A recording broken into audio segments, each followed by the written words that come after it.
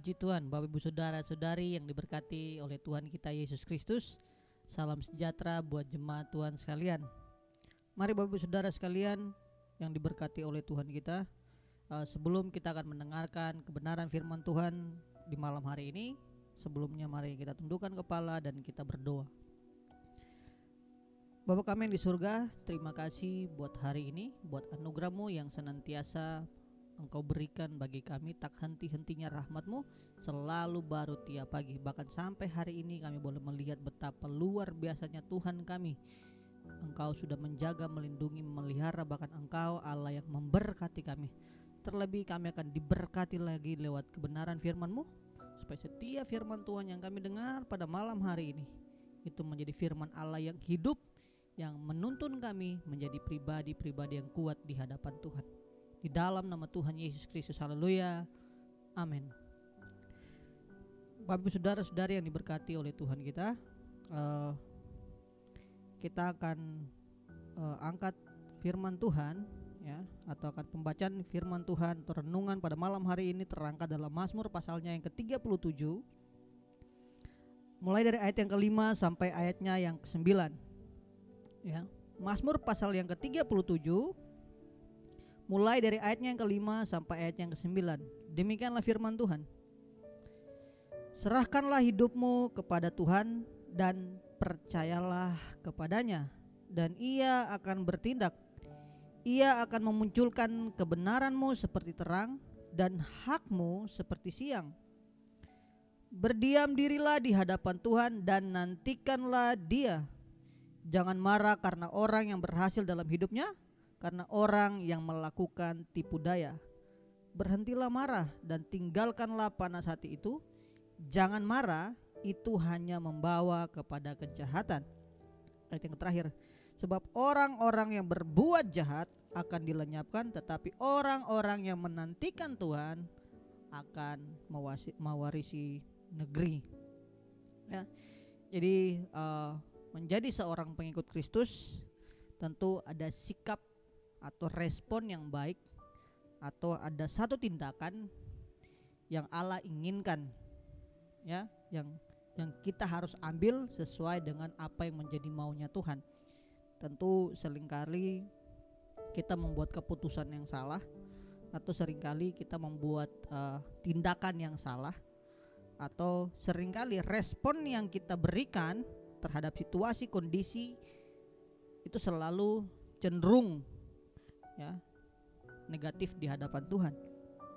Tetapi lewat perenungan kita pada malam hari ini, saya ingin mengajak kepada Bapak, Ibu, Saudara-saudari sekalian, bahwa respon orang percaya atau respon orang benar, ya, orang yang mempercayai Tuhan, itu tentu dilihat dari tindakannya yang positif, ya, bukan negatif. Itu terlihat dari bagaimana dia membuat keputusan, bagaimana dia melakukan segala sesuatu, dan bagaimana dia membuat pilihan terhadap segala sesuatu. Ya, jadi respon orang percaya atau respon orang benar tentu berbeda dengan mereka yang tidak percaya sama Tuhan. Gitu. Nah, terkadang seringkali respon kita sama dengan mereka-mereka yang tidak percaya Tuhan. Tentu kita tahu bersama bahwa orang pilihan Tuhan atau orang benar, orang yang percaya kepada Tuhan, tentu berbeda dengan mereka yang tidak percaya kepada Tuhan. Terlihat dari pola hidup, cara hidup, dan lain sebagainya, ya. Tapi seringkali tanpa kita sadari, bahkan mungkin, ya, kita menjadi sama seperti yang di luar sana. Tapi kita melihat apakah yang Alkitab ajarkan kepada kita, bagaimana kita hidup di tengah-tengah kondisi, di tengah situasi, di tengah-tengah komunitas, ya, yang mungkin dalam tanda kutip tidak mendatangkan satu hal yang baik atau berdampak buruk. Tetapi tentu ada respon-respon orang percaya atau ada respon orang benar yang tentu Allah mau. Itu yang harus kita ambil sesuai dengan apa yang menjadi maunya Tuhan. Ya. Di ayat yang ke-5 dikatakan begini, serahkanlah hidupmu kepada Tuhan dan percaya kepadanya, dan Ia akan bertindak, ya. Jadi terlepas daripada satu kondisi, terlepas daripada situasi apapun itu, ya. Kalau dalam konteks dalam Mazmur pasal yang ke-37 itu adalah bagaimana seringkali itu terjadi dan itu realita, ya, yang terjadi dalam kehidupan kita sehari-hari. Kita melihat orang yang di luar Tuhan, yang tidak takut Tuhan, lebih diberkati dibandingkan kita. Itu mata kita, ya, penilaian kita secara jasmani, ya, itu konteksnya Mazmur pasal yang ke-37, ya. Tetapi sekali lagi, terlepas daripada situasi dan kondisi yang ada di sekitar kita, respon yang Allah mau kepada kita, respon yang harus kita nyatakan kepada Tuhan, atau apa yang menjadi perintah Tuhan untuk dilakukan bagi setiap pengikutnya atau orang percaya, itu adalah menyerahkan hidupnya kepada Tuhan, ya. Menyerahkan hidupnya kepada Tuhan dan dikatakan percaya, gitu. Seringkali kata menyerahkan hidup ini menjadi hal yang mudah untuk didengar tapi sulit untuk dilakukan, ya. Kuserahkan hidupmu kepadamu ya Tuhan, ya. Itu seringkali kita lontarkan dengan mudahnya. Tapi sekali lagi dua penekanan khusus, ya. Di ayat yang kelima, serahkanlah hidupmu kepada Tuhan dan percayalah kepadanya, ya. Dan percayalah kepadanya, ya. Di terjemahan lain mengatakan apapun yang kau lakukan, serahkanlah semuanya itu kepada Tuhan, ya. Terjemahan lain, percayalah bahwa Ia akan menolong engkau untuk melaksanakannya dan pasti akan menolongmu, ya. Nah, seringkali situasi, kondisi, fakta hidup yang meresahkan membuat kita sulit untuk menyerahkan hidup kita kepada Tuhan, apalagi mempercayai Tuhan, ya. Karena kita membandingkan hidup kita dengan orang lain, kita membandingkan hidup kita dengan kondisi yang ada. Itu justru melemahkan kita. Sehingga ketika itu menjadi perbandingan, kita cenderung susah untuk menyerahkan hidup kita kepada Tuhan, apalagi mempercayai Tuhan. Oleh sebab itu firman Tuhan memberikan perintah, memberikan jalan keluar, memberikan satu titik terang, di mana ada satu jawaban, ada satu jalan yang harus kita tempuh dengan cara menyerahkan hidup kita dan percaya kepadanya. Dan menyerahkan hidup kita dan percaya kepadanya itu bukanlah hal yang menghasilkan dampak yang negatif atau bukan sesuatu hal yang sia-sia, tapi itu menghasilkan sesuatu yang berguna. Bahkan itu akan menjadi satu hal yang mungkin akan menjadi dahsyat pengalaman hidup kita dengan Tuhan, nah, kita akan kalau bahasa sekarang mungkin terpesona, ya. Kita akan dibuat kagum oleh Tuhan karena jalannya yang ajaib, karena pertolongan Tuhan yang dahsyat. Tetapi sebelum melampaui atau sebelum menikmati yang namanya pertolongan Tuhan, ada dua hal ini yang harus kita lakukan, yaitu menyerahkan hidup kita dan percaya kepadanya. Ketika kedua hal ini dilakukan, firman Tuhan katakan Ia akan bertindak. Jadi segala sesuatu yang kita lakukan, upaya yang kita lakukan untuk mendekatkan diri kepada Tuhan, untuk melakukan firman Tuhan, itu bukanlah kegiatan yang sia-sia. Seperti yang dikatakan bahwa pengkhotbah, usaha menjaring angin, itu bukan usaha yang menjaring angin, tetapi itu akan kembali dengan sendirinya dan memberkati kita. Karena apa? Allah bertindak, gitu. Di balik segala sesuatu, respon kita, situasi boleh sulit, keadaan boleh tidak menguntungkan, tetapi firman Tuhan memberikan jawaban, serahkan hidupmu dan percaya kepadanya. Ketika kedua hal ini dilakukan, maka Allah akan bertindak. Seringkali kan kita cenderung menanyakan, di manakah Tuhan? Aku telah berdoa kepada Allah, ya. Aku telah menyembah Dia, aku telah memuji, meninggikan Dia, aku telah beribadah dan lain segitu banyak rutinitas kegiatan rohani yang kita lakukan, ya. Satu hal yang diinginkan oleh setiap kita orang percaya, kita menunggu di mana waktu Tuhan akan bertindak. Itu saja, ya. Dan lewat perenungan pada malam hari ini yang Tuhan kasih. Sebelum Allah bertindak, Allah mau ada penyerahan hidup. Allah mau ada rasa percaya yang kuat, ya. Serahkan hidupmu kepada Tuhan dan percaya kepadanya. Apapun yang kau lakukan, serahkanlah itu semua kepada Tuhan. Dan percaya bahwa Ia pasti menolong. Nah, inilah orang-orang percaya. Kehidupannya itu tidak dilingkupi oleh kebimbangan atau keraguan atau kecemasan. Karena dia tahu Allah pasti bertindak.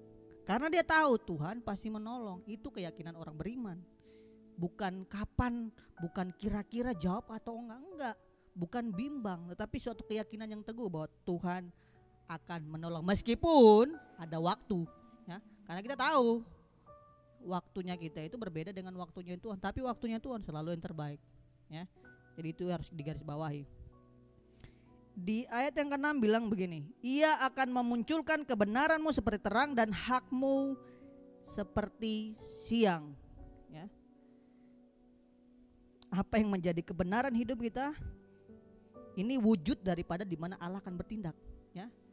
Yaitu kebenaranmu akan dimunculkan seperti terang dan hakmu itu akan timbul seperti siang. Inilah wujud dari mana Allah bertindak. Respon dari ayat yang ke-5, ya, itu ayat yang ke-6. Ayat yang ke-7, berdiam dirilah di hadapan Tuhan dan nantikanlah Dia, ya. Ini yang harus menjadi respon kita yang berikut. Berdiam diri di hadapan Tuhan dan menantikan pertolongan yang daripada Dia, ya. Karena kalau ketika kita tidak berdiam diri, ada kemungkinan yang berikut, ya. Bisa jadi kita marah. Oleh sebab itu firman Tuhan bilang jangan marah karena orang yang berhasil dalam hidupnya, karena orang yang melakukan tipu daya. Itulah sebabnya Allah sudah tahu apa yang akan terjadi berikutnya. Allah sudah mengerti apa yang akan kita lakukan selanjutnya. Bahkan kesalahan-kesalahan apa yang akan kita lakukan, Allah sudah tahu. Oleh sebab itu firman Tuhan memberikan satu perintah yang isinya kamu harus berdiam diri dan menantikan Tuhan.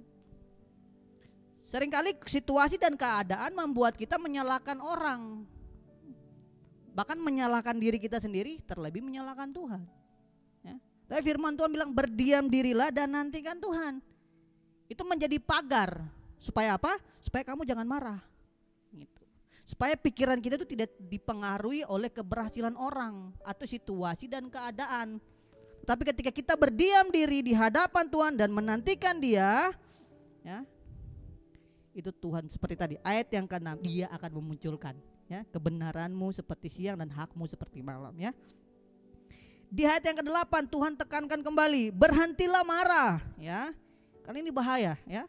Dan tinggalkanlah panas hati itu. Jangan marah, itu hanya membawa kepada kejahatan, ya.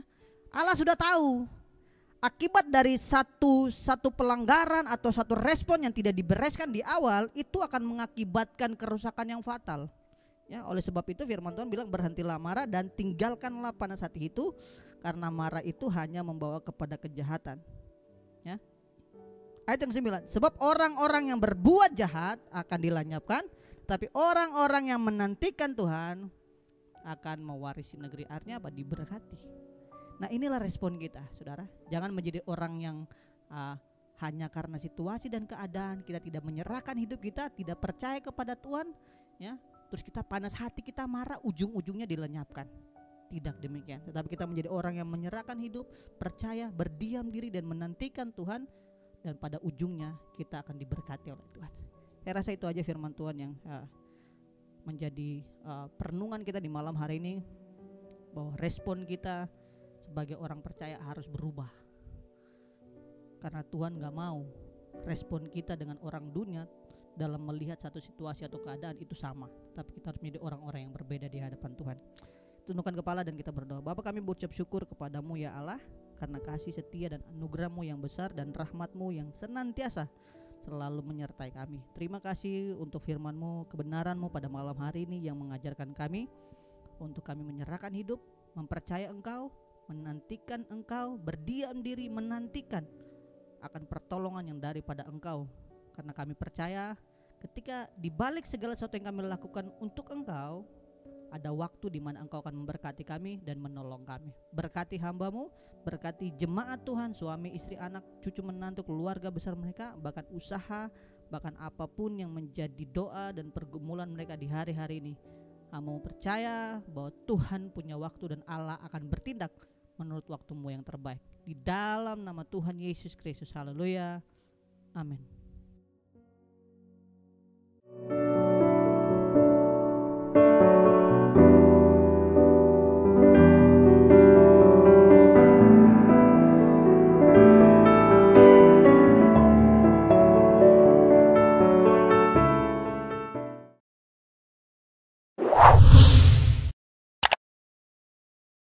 Subscribe channel YouTube GPDI Efrata Yogyakarta dan aktifkan lonceng notifikasinya untuk mendapatkan informasi seputar live streaming dan video khotbah terbaru lainnya.